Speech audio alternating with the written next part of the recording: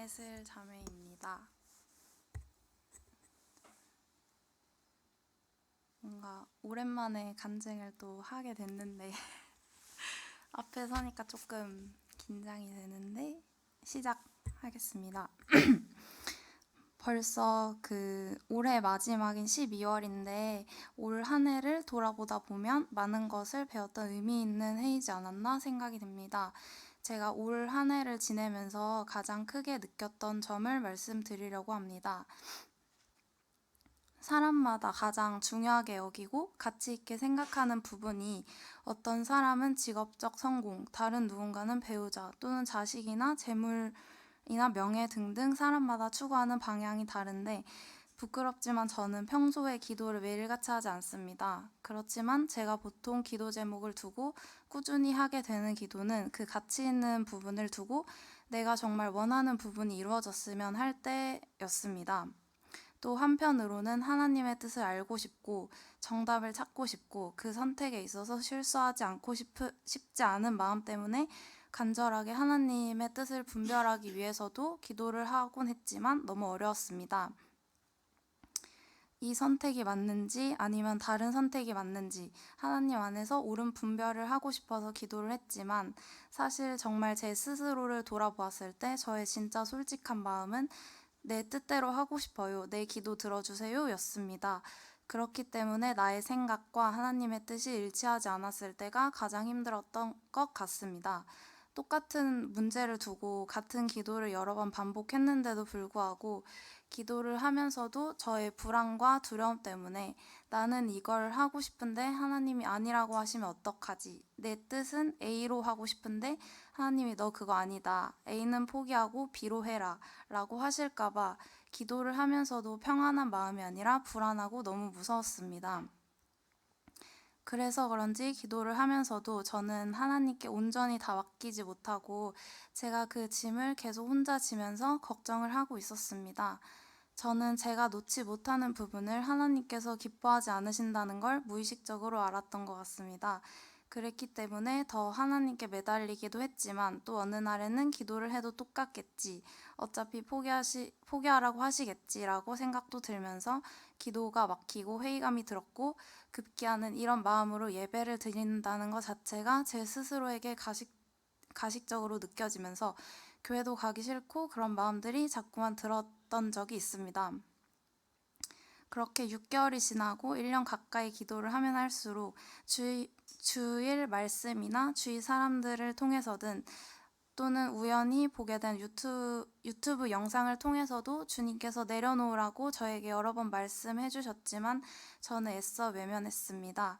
그렇게 몇 달이 지난 어느 날 출근 준비를 하는데 하나님의 은사와 부르심에는 후회하심이 없느니라 라는 말씀이 갑자기 마음에 문장이 꽂히면서 새겨지는 듯한 경험을 하였습니다. 새벽 아침 출근 시간이어서 아무 생각도 없었는데 갑자기 문득 생각난 것이 신기했습니다. 제가 평소에 묵상하던 말씀도 아니었고 몇 장 몇 절인지도 몰랐는데 출근길에 그 말씀 구절을 찾아보면서 이게 무슨 의미일까 계속 생각했던 것 같습니다. 그런데 그날 그냥 평소처럼 길을 지나가는 중에 모르는 사람이 저의 옆을 지나가면서 하나님의 부르심에는 후회하심이 없네 라는 찬양을 뜬금없이 부르면서 지나가길래 약간 신기하네 라는 생각이 들었지만 우연이겠지 하고 넘겼습니다.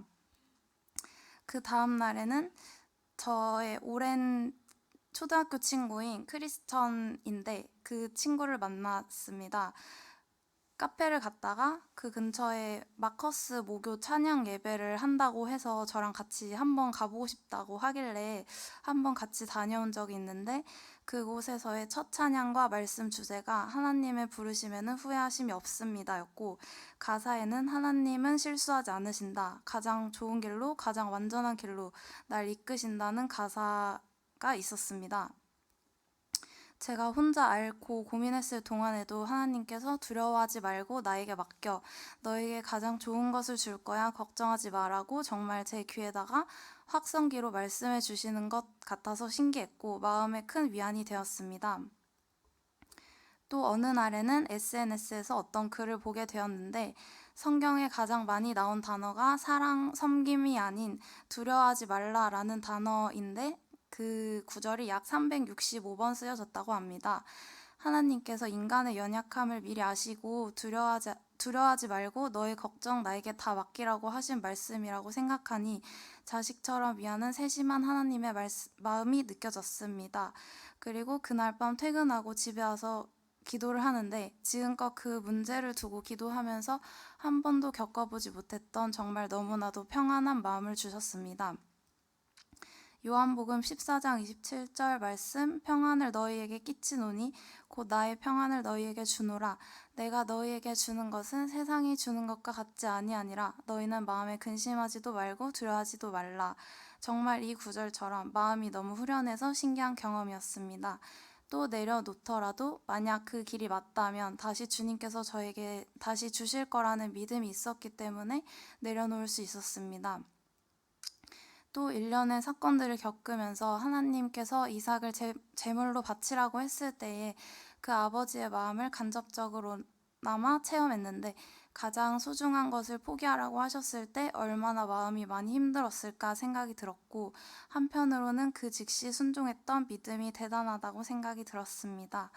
그 하나의 선택을 내려놓을 수 있기까지 많은 고민과 두려움 또 고집이 있었지만 결국 내려놓고 난 후에는 그것이 저에게 해로운 것이었구나를 알게 하셨습니다.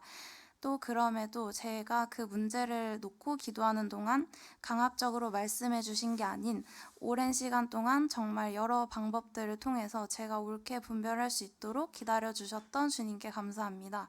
이후에도 살면서 크고 작은 많은 어려움들을 직면하겠지만 문제보다 큰 하나님을 생각하며 앞으로는 고민하는 시간을 조금 줄이고 기도로 온전히 주님께 맡길 수 있는 제가 되었으면 좋겠습니다. 감사합니다.